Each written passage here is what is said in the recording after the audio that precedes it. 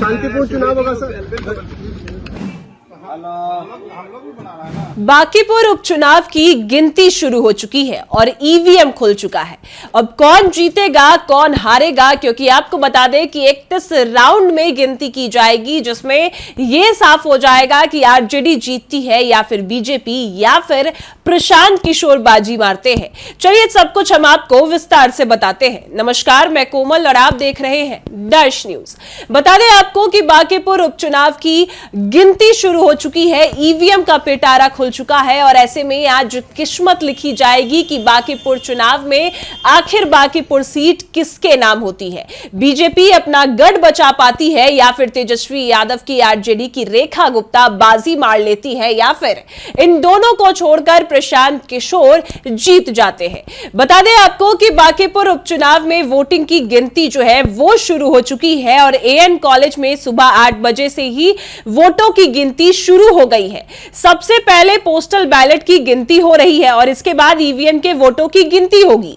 वोटों की गिनती 14 टेबल पर 31 राउंड में कराई जाएगी और उपचुनाव के लिए जनसुराज के संस्थापक प्रशांत किशोर, बीजेपी के नीरज सिन्हा, आरजेडी की रेखा गुप्ता समेत कुल 25 प्रत्याशी मैदान में है।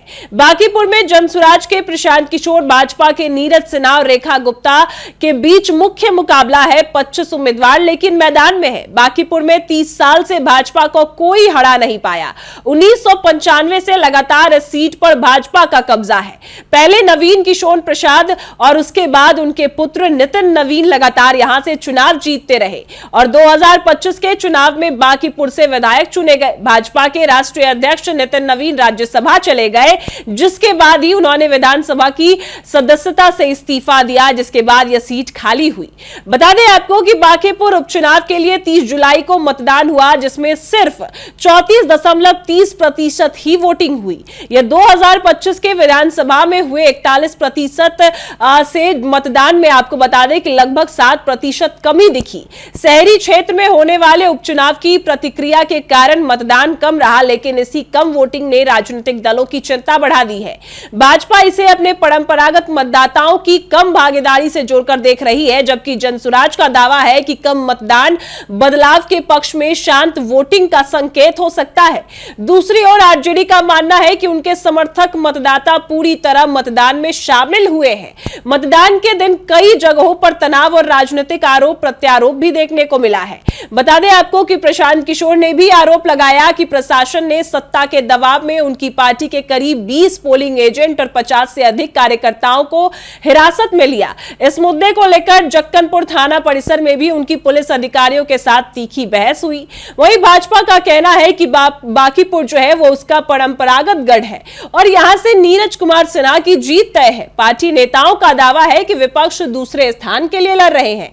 वहीं प्रशांत किशोर दावा कर रहे हैं कि जातिगत राजनीति की दीवार टूटेगी। बांकीपुर बदलाव का संदेश है। उन्होंने मतदान के बाद ही अपनी जीत का भरोसा जताया है। तो आरजेडी का कहना है कि रेखा गुप्ता को सभी वर्गों का समर्थन मिला है। परिणाम चौंकाने वाले होंगे। नेता प्रतिपक्ष तेजस्वी यादव ने भी उनकी जीत का दावा किया है। तो इस बीच आपको बता दें कि बांकीपुर उपचुनाव के लिए काउंटिंग शुरू हो चुकी है। सबसे पहले बैलेट पेपर की गिनती हो रही है और वोटिंग की गिनती के बाद 14 टेबल पर 31 राउंड से जो गिनती है वो कराई जाएगी और उपचुनाव के लिए जनसुराज के संस्थापक नीरज सिन्हा और रेखा गुप्ता सभी जो है वो मैदान में डटकर खड़े हैं। और आपको बता दें कि आज यह फैसला हो जाएगा कि आखिर बांकीपुर चुनाव में किसकी जीत हो रही है, किसकी हार हो रही है। क्योंकि अगर बात करें बांकीपुर चुनाव की, तो बांकीपुर चुनाव में इस बार हालांकि मतदान काफी ज्यादा कम हुआ है, 7% घट गया है, लेकिन इसके बावजूद भी तेजस्वी यादव हो, बीजेपी हो या फिर प्रशांत किशोर हो, सभी जीत का दावा कर रहे हैं। और अब धीरे धीरे जो है वो रुझान आना शुरू हो जाएगा। धीरे धीरे जब काउंटिंग होगी तो ये पता चलेगा कि कौन आगे जा रहा है, कौन पीछे चल रहा है। ऐसे में बीजेपी का दावा है कि ये जो दोनों पार्टियां हैं, आरजेडी और प्रशांत किशोर, ये पीछे चलने के लिए ही लड़ रही है और हम ही जीतने वाले हैं। तो आरजेडी का भी यही कहना है कि इस बार बदलाव होने वाला है और सभी वर्गों का समर्थन, सिर्फ यादव मुस्लिम ही नहीं, सभी वर्गों का समर्थन रेखा गुप्ता को मिला है, तो वही जीतेंगी। तो बीजेपी के बाद अब अगर आपको आरजेडी के बाद बता दे तो प्रशांत किशोर भी यही दावा कर रहे हैं कि इस बार बाकी बांकीपुर की जनता बदलाव का संदेश देख रही है। तो ना ही बीजेपी जीतेगी, ना ही आरजेडी जीतेगी, जीतेंगे प्रशांत किशोर। लेकिन अभी रुझान आना शुरू हो जाएंगे, जिसके बाद यह पता चलेगा कि आखिर आगे कौन चल रहा है और पीछे कौन चल रहा है। लेकिन इससे पहले अगर आपको बता दें कि बांकीपुर उपचुनाव में अब ईवीएम खुल चुका है और उसकी गिनती शुरू हो चुकी है। धीरे धीरे कर आपको बता दें कि फिर ईवीएम की गिनती भी की जाएगी। अभी बैलेट पेपर की गिनती जो है वो चल रही है और इसके बाद 14 टेबल पर 31 राउंड की गिनती जो है वो की जाएगी और इसके बाद यह तय किया जाएगा कि आखिर जीत किसकी हुई। जिसको ज्यादा जो है वोट मिलेंगे वो जीत जाएगा। लेकिन किस्मत आज ही देखी जाएगी, क्योंकि एक तरफ अगर आपको बताएं तो तेजस्वी यादव पूजा अर्चना कर रहे हैं, हरिहरनाथ मंदिर जाकर अपने प्रत्याशी रेखा गुप्ता के लिए भी प्रार्थना करते हैं, अपने जीत का भी दावा करते हैं। तो दूसरी तरफ प्रशांत किशोर और नीरज सिन्हा की अभी कोई एक्टिविटी सामने नहीं आई है, लेकिन तेजस्वी यादव सुबह से ही काफी ज्यादा एक्टिव है और सुबह से ही आज सावन के अवसर पर तेजस्वी यादव पूजा अर्चना कर रहे हैं। तो दूसरी तरफ बांकीपुर उपचुनाव के लिए पूरा प्रशासन अलर्ट मोड पर है। सभी जो पुलिस बल है वो तैनात कर दिए गए हैं। एएन कॉलेज के बाहर भी जो पुलिस बल है, जो संख्या है पुलिस की, वो तैनात की गई है। एसएसपी कार्तिकेय शर्मा भी पहुंचे हैं, वो भी निरीक्षण कर रहे हैं और वो क्या कुछ कहते नजर आए हैं, पहले आप उनके बयान को सुनिए। सर, कितने जवानों को लगाया गया है सर? सब लोग आप तो देखेंगे बात, 700 का लोग पूरी मॉनिटरिंग कर रखी जाएगी। शांतिपूर्ण चुनाव होगा सर।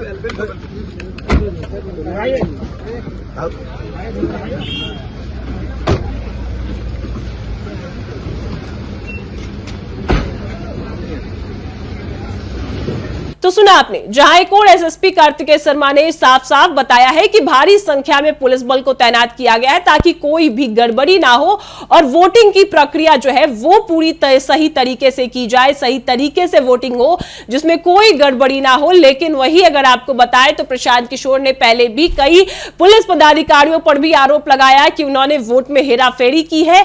लेकिन इसके बावजूद भी आपको बता दें कि प्रशासन पूरी तरह से अलर्ट मोड में है। एएन कॉलेज के जितने रास्ते हैं वो सारे अभी बंद कर दिए गए हैं और अब वोटों की गिनती, ईवीएम खुल चुका है और लगातार अब रुझान आने शुरू हो जाएंगे, जिससे यह पता चलेगा कि आखिर आरजेडी आगे है, बीजेपी आगे है या फिर प्रशांत किशोर आगे है। और इसके बाद कुछ घंटों के बाद यह भी साफ हो जाएगा कि आखिर जीता कौन बांकीपुर सीट, या बीजेपी अपना गढ़ बचा पाती है या फिर नहीं बचा पाती है, यह भी देखने वाली बात होगी। फिलहाल आप अपनी राय हमें कमेंट में जरूर बताएं और देखते रहें दर्श न्यूज।